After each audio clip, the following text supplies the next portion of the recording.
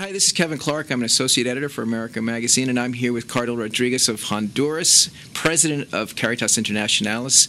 And here in New York, can you tell us a little bit about why you're here at the United Nations today, Cardinal Rodríguez? I was invited by an event talking about empowering the young in order to overcome poverty. And this is organized in part by the Salesian congregation, by the Salesians of Don Bosco in the United States. And you're bringing a message about youth in relation to the Millennium Development Goals specifically. How do they connect? Well, you know, we are approaching 2015 where, in theory, the Millennium Goals had to be achieved. And one of them is reducing poverty to the half.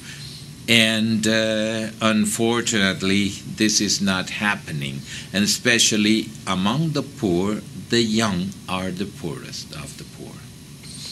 And if you respond to the needs of the young, then de facto you're responding to the needs of the Millennium Development Goals. Is that the message? Yes, because we have millions of young people who have the right to find a better world where there are opportunities for them, not only death and hunger.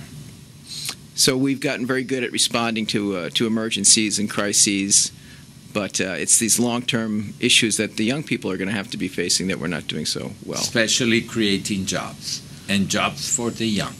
Many of our young people from Latin America had to migrate to the United States thinking that here is the promised land. But the promised land now is also in problems, and there is poverty as well.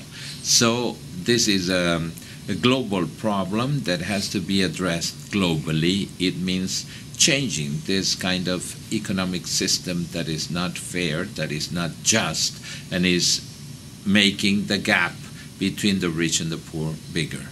You call that casino capitalism, actually, during your presentation. Yes, because what do you mean by that? I wanted to say that in order to call up the attention, because the modern economy, with the financial crimes such as trying to create only paper instead of wealth, and especially the lack of ethics in the administration of many financial institutions, had led to this, the famous bubble, you know, that just exploded and left many people in poverty, even in the United States.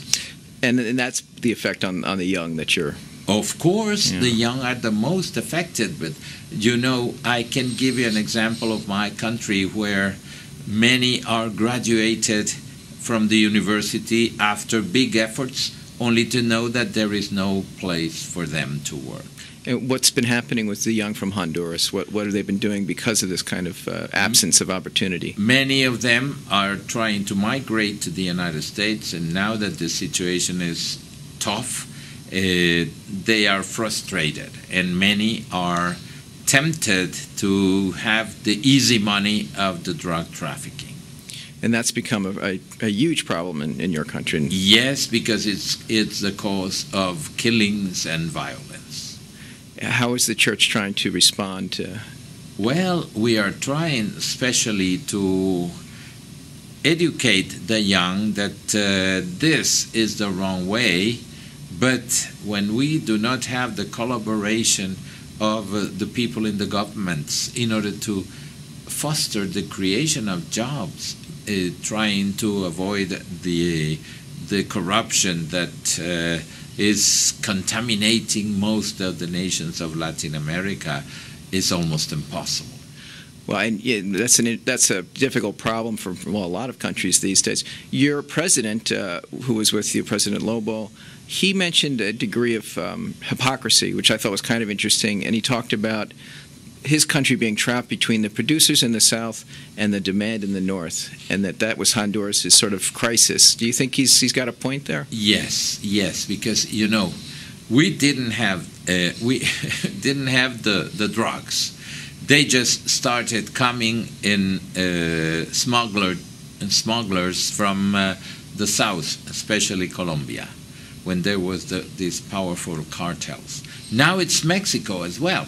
And so our country sometimes is only the field where the cartels of Colombia and Mexico are confronted and we put to death. Mm-hmm. So do you think he's got a point about really the North Americans can't escape their responsibility, which is the demand end of this problem? Yes, I think it's necessary to combat the consume of drugs here in the United States and in Canada as well.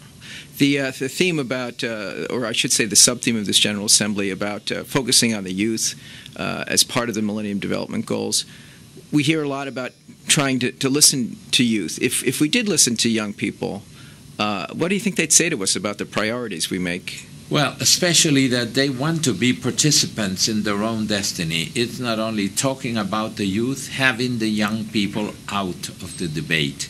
It's necessary to listen to them. And what do you think they would say to us about what we decide to do with the world these days? I am always with young people. You know, every year I have more than 10,000 confirmations in my diocese. Wow. And most of them are near 16 or 18 years old. So they know what the engagement they are assuming. And always I said to them, what do you ask from the church? And many of them get us a visa to go to the United States, which is impossible for us. And then they say this system is not taking in consideration the amount of young people. In Honduras, 42% of the population is less than 15 years old. And they ask especially for education, for quality of education. As the President said, we are trapped by some unions of teachers who are always in strike, only asking for money and not quality of education. You're also the president of Caritas Internationalis, in addition to being the Archbishop of, I'm going to ruin the name of it. Thank you so much. Tegucigalpa. What are the priorities this year for Caritas? Are there any major issues that you think our viewers should know about? First of all, alleviating poverty. Then trying to work with HIV/AIDS patients and educating, especially the young, in order to avoid that. Then we had the promotion of women and human rights, and of course, always emergencies. Yeah, this past year, the question of the religious identity of Caritas as it acts as a global, non-governmental organization, how is that issue panning out, do you think, practically speaking? Well, you know, the press has presented it as a polemic issue. It was the reformation of the statutes of Caritas that were 60 years old. And so we started that process, and in that process, the Holy See decided to put Caritas give Caritas, especially the status of organization recognized officially by the Church, and then putting it as part of the organigramma. How do you say that in English? The pontifical network? Organigramma is when you make an organization and you put... organization chart. The organization chart of the Church. We were placed in Corunum, not as a dependency of Corunum, but as another institution that is of the Church, and our channel of dialogue with the Holy See is Corunum. And this was considered by some people who didn't know Caritas as an intervention. It was not, because we are a church, and as church we belong to also to the Vatican. Is it a tricky challenge, though, sometimes to operate in some countries where, for instance, Christians have to be careful, have to be sensitive to the local culture, to maintain that balance between identifying as a Catholic agency and being an effective agency? Well, you know, we always identify as church. But I can tell you, in Morocco, for instance, all the collaborators of Caritas are Muslims. Only the director is Catholic. But we work, and we work very well. So we are very cooperative, and we have cooperation of many other religious denominations. Okay, great. Thanks so much. I've been talking with Cardinal Rodríguez here at the temporary headquarters of the United Nations as they finish up on the main building, hopefully sometime before the next century is out. Thank you so much, Cardinal.